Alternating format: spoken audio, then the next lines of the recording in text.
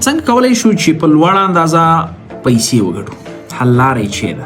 د دې حل لاره دا نه ده چې ته په پیسو پسې منډې ووهه، د دې حل لاره دا ده چې په ځان کې داسې مهارتونه را پیدا کړه، دومره ځان بارزښته کړه په ټولنه کې، داسې سکلز په ځان کې را برابر کړه چې پیسې په تا پسې منډې ووهي. راځئ چې پریکټیکلی وغږیږو. یو کس دومره په لوړه اندازه کوډینګ زده کوي چې هغه کولی شي چې د فیسبوک په سطح اپلیکیشن کوډ کړي یا د هغې کوډینګ وکړي.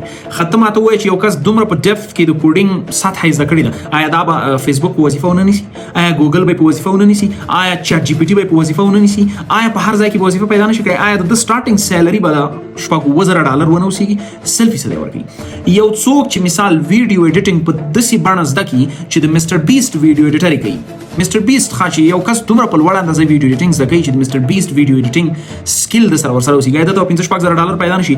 آیا په فریلانسینګ کې به د میاشتې $4,000 $5,000 پیدا نشي کړی؟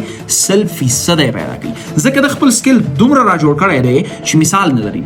راځئ چې پریکټیکلی بیا وغږیږو. ته دومره په لوړه سطح ویډیو ایډیټینګ زده کړه چې ټاپ 1000 ایډیټرز په نړیواله سطح ټوله نړۍ کې چې دي دی په هغې کې راځي. مثال په ډول 100% درته ښه منظم معاش پیدا کېږي. ښه هره میاشت د یو ریموټ وظیفې څخه چې مطلب د لرې ځای څخه دی کوي د $7,000 ګټي. په دې $7,000 کې د $2,000 مثال خرچې ته کېدي، مصارف، کور مصرف خرچې، دا $3,000 راواخیستل، دا یې انویسټ کړل، سرمایه ګزاري وکړله. چېرته یې کوي؟ 500 S&P کې کوي، شاید ROI یا ریټرن آن انویسټمنټ دومره ونه اوسېږي. راخلی په یو بزنس کې انویسټ کوي، په یو کاروبار کې وړوکی دکان د موبایل خلاصوي، هغې ته مارکیټینګ پیل کوي، منظمه بڼه باندې ورته مارکیټینګ کوي، ها پیج ورته جوړوي. یو وخت چې ګوري د موبایل دکان یې $2,000 د میاشتې جوړوي، بیا یې 5-6 معاشونه راواخیستل، بیا یې پکې سرمایه ګزاري کړل، د موبایل دکان یې ایکسپانډ کړ، ویې غځاو یا بله څانګه یې خلاصه کړله. ښه چې دی په دغه فکر باندې مخکې روان دی، خپلې هڅې جاري ساتي، وظیفه کوي، د وظیفې پیسې یو څه خوري، یو څه سرمایه ګزاره کوي، بېرته چې پیسې ګټي بیا سرمایه ګزاره کوي او هڅې کوي. د ځان کې داسې سکلز پیدا کړل چې په په پیسې په خپل منډي وهي. یو دا چې د خپل ویډیو ایډیټینګ زده کړه چې جاب مارکیټ کې د ډېر ارزښتمن شو د وظیفې په مارکیټ کې. دومه دا ده چې د په سرمایه ګزاري باندې پوهېږي، یعنی انویسټمنټ سکلز ورسره دي چې د کولی شي په خبره باندې انویسټمنټ وکړي. دریمه دا چې د سره بزنس سکلز، د تجارتونو پیل کول، د هغې ساتل جاري، د هغې ترڅنګ مارکیټینګ سکلز په ځان کې پیدا کړل چې مطلب د خپل بزنس په لوړه سطحه مارکیټینګ کوي. د مارکیټینګ ترڅنګ نیټورکینګ سکلز ځان کې پیدا کړل چې مطلب د خلک جذبوي، شاوخوا تکړه خلک خپل برانډ ته راغواړي، خپل کمپنۍ ته د هغې له لارې ویډیوګانې جوړوي، لکه زمزم برادرز چې دي. ښه داسې یو کس چې په دومره ډیپث سره مخکې ځي، دومره ډیپ سکلز په ځان کې پیدا کوي، ښه کمیونیکیشن سکلز دی لري، دغه کس پسې به پیسې منډې ووهي که وبه یې نه وهي.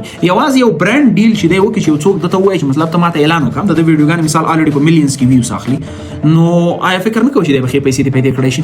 راځئ وړوکی بل مثال درکړم. میرویس غورځنګ په نوم یو کس دی د UK څخه، دا ویډیوګانې جوړوي، ولاګس جوړوي، په هفته کې یو ویډیو شاوخوا اپلوډ کوي، خو د ده ایډیټینګ په دومره ورلډ کلاس لیول باندې دی، افغانی دی، فکر کوم د کندهار هلمند کوم ولایت دی، چې هره ویډیو په ډېر کم ټایم کې وایرل کیږي. آیا دته به پیشنهادونه ورنشي چې مطلب ته ماته ویډیو ایډیټینګ وکړه؟ 100% ورځي، ځکه سکلز پکې دي، ورتیا ورسره ده. آیا کله چې دی بل چاته جاب کوي په دغه سطح ایډیټینګ کوي، دی په لوړه سطح پیسې ونه ګټي؟ کله چې دی په لوړه سطح پیسې ګټي، دی په UK کې هم ده او سټډي هم کوي، انګلیش هم زده دی، آیا دته به د سرمایه ګزاري مفکوره ورنشي؟